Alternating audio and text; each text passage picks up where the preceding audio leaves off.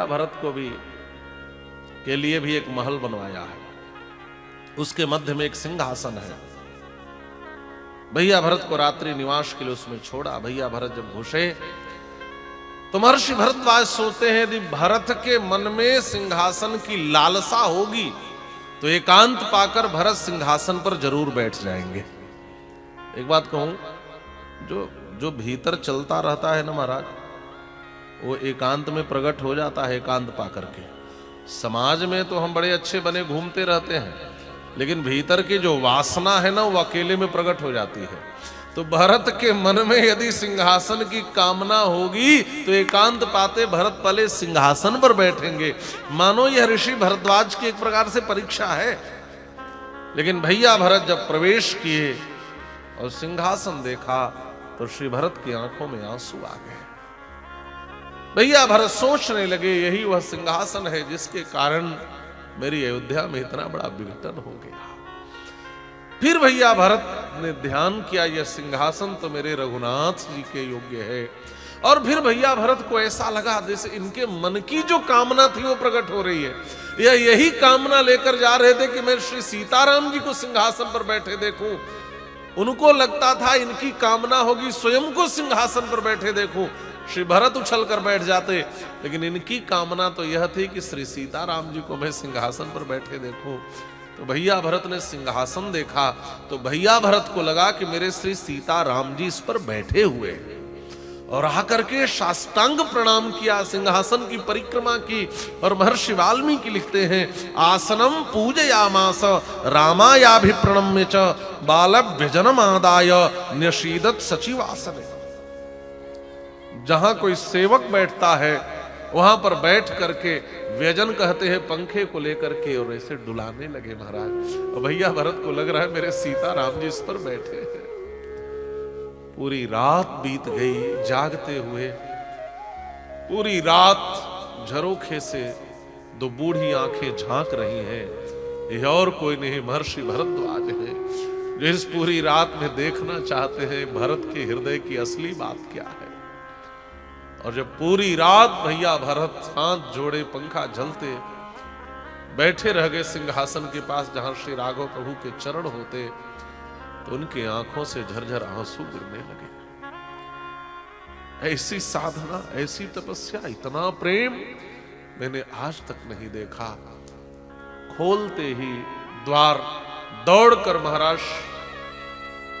महर्षि भरद्वाज ने श्री भरत को अपने हृदय से लगा लिया। गोस्वामी जी ने एक रूपक के माध्यम से यह बात लिखी है। संपत्ति चकई भरत चक मुनियाय सुखेलवा तेहि निशिया श्रम पींजरा राखे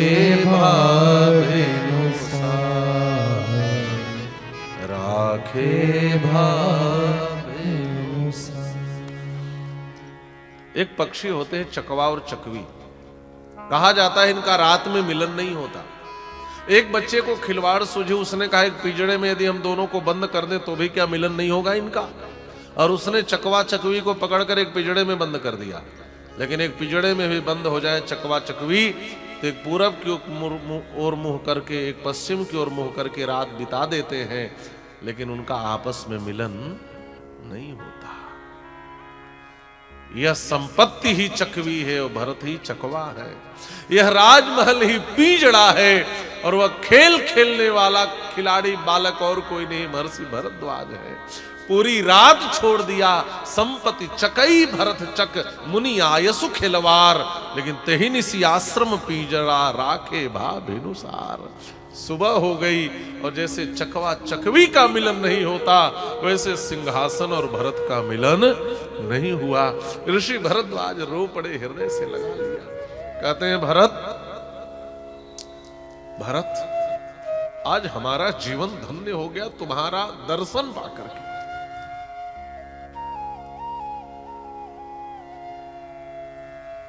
तुम्हारा दर्शन पाकर के। सब साधन कर सुफल सुहावा सभी साधनों का फल क्या है?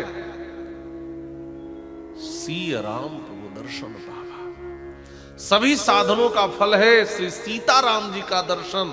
और ते ही फल कर फल दरस तुम्हारा, सहित सभाग पयाग हमारा। सभी साधनों का फल है सीताराम जी का दर्शन हो जाए। और सीताराम जी के दर्शन का फल क्या है? का भरत जैसे संत का दर्शन हो जाए। ध्यान से सुनेंगे। आप तीर्थ करने जाते हैं तो फल क्या मिलता है? तीर्थों में जाने का, धामों में जाने का फल होता है कि भगवान का दर्शन हो जाए। लेकिन भगवान के दर्शन का फल होता है कि भरत जैसे संत का दर्शन हो जाए। और आज यह तीर्थराज प्रयाग का भी सौभाग्य है और इस भरद्वाज का भी सौभाग्य है कि भरत तुम्हारे जैसे संत का दर्शन हो गया।